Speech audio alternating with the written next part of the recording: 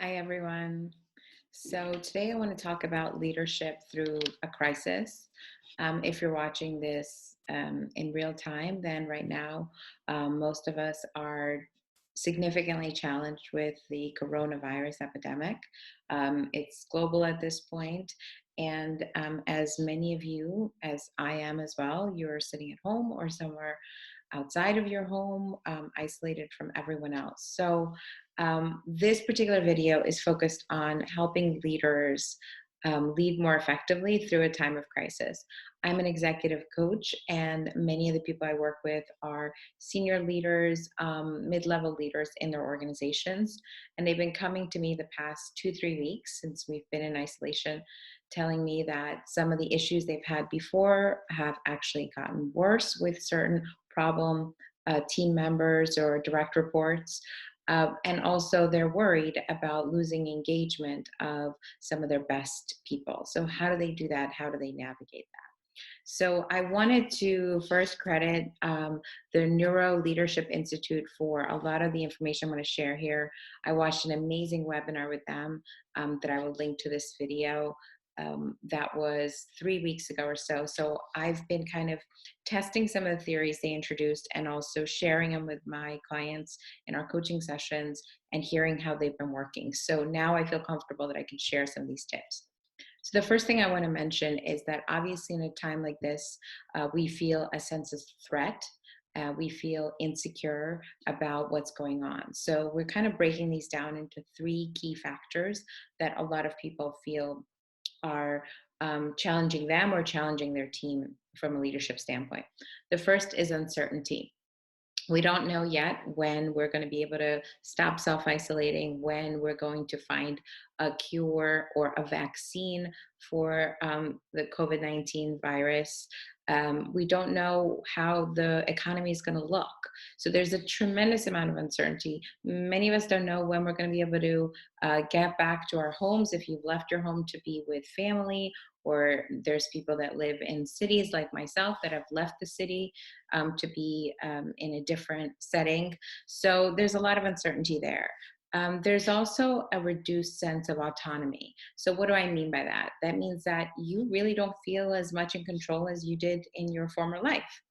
Again, you cannot choose to go to the store or to go out or to see your friends or to have an in person meeting. You cannot choose how certain aspects of your business play out. And that loss of autonomy can be very uncomfortable. And then the last piece is a reduction in relatedness. So, what that means is that you are feeling at a time when you are feeling most threatened, when you are feeling most anxious, that's a time when we neurologically really crave connection. We really crave the in person connectivity with other people and social support. And the opposite is obviously happening now, where we actually have to be apart from each other. And when we're in the store, we have to be masked and stay 6 feet away from other people. So it's this push and pull of what we really need neurologically and to feel safe, and what we actually can do to stay safe physically. So, having said that, it's really important to have great leadership right now. And as a leader, there are certain things that you can do. So, I wanted to break in those actual things you can do into those three categories: how to build certainty when there's a tremendous amount of uncertainty. The quick thing I will say there is, first and foremost, increase the amount of communication you're having with your team members. So if in the past you were seeing them in person and maybe you were having check-ins with each person once a week, I would increase that. Maybe they don't have to be as long. Maybe if you had weekly meetings for an hour, maybe you can have 2 check-ins or 3 check-ins a week for 20, 30 minutes. But you'll have that connectivity, because remember, you're no longer just passing each other in the hallway or grabbing a coffee or lunch together. Those are gone. So you have to kind of recreate some of that connection. So increase the communication. Then when it comes to really building up certainty, you want to be able to communicate to your team as much as you know and what you're thinking. So even if you don't have full clarity, being able to say, here's what I know, here's what I've heard from above, or here's some of the decisions I'm thinking about making in the near future, and being able to articulate that to that team is going to really, first of all, build engagement, reduce some anxiety, and allow people to maybe help you in this process as well. So increase your communication. And then one thing that you want to do is you do want to set expectations. Something I've heard from leaders is they're saying to me, you know, I don't want to push my people. Many of them are sitting at home with their families, and they are pulled in so many different directions. I don't want to challenge them too much or give them too much work. And I hear that, and I respect the empathy there.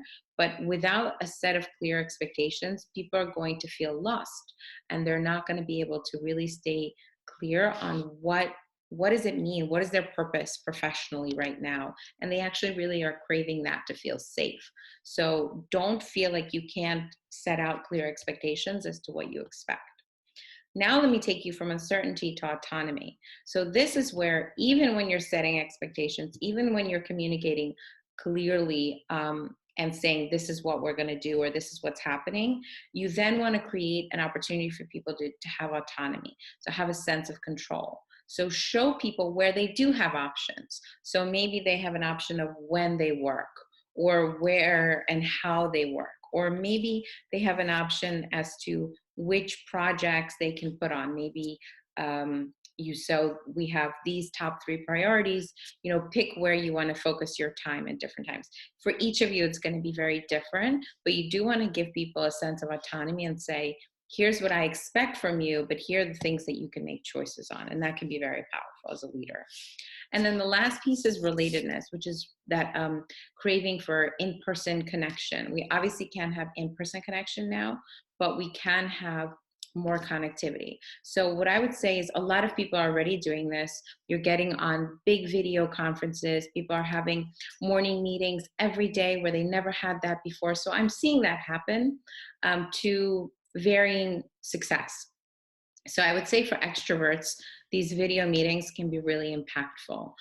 They're speaking up, they're raising their hand, they're contributing. There are a lot of people out there that are more introverted or aren't comfortable speaking up in large groups. And you may find that you're not hearing from those team members as a leader. So I would think about, is that happening in your team? Is that happening in your organization? And can you create another opportunity for people to reach out to you? Some of the things that I've seen my clients do is incorporate, 15-minute check-ins with their less outspoken members of the team, just one-to-one. So can you create more one-to-one check-ins? The other thing is, yes, I'm a huge fan of video conferencing. I think it's really effective. But as we know, there are people that don't feel comfortable given that they have little kids running around or there's noise. So how do you navigate that and make sure that you can make the person feel like they're not almost being bullied into doing something they're uncomfortable with? So think about focusing on that. And the overarching theme that I'll leave you with is those 3 categories: a lack of uncertainty, a reduction in autonomy, and a reduction in relatedness, the ability to connect, can be reduced and elevated if you focus people on clear goals at work. So again, as a leader, if you go out there and say, yes, our business has changed. Yes, the way we work has changed. Yes, we don't know what the future holds, but here's what we do know. And here's the work that I actually want you to focus on. That will be significantly impactful. I hope this was helpful to you, and I encourage you to reach out with any additional questions.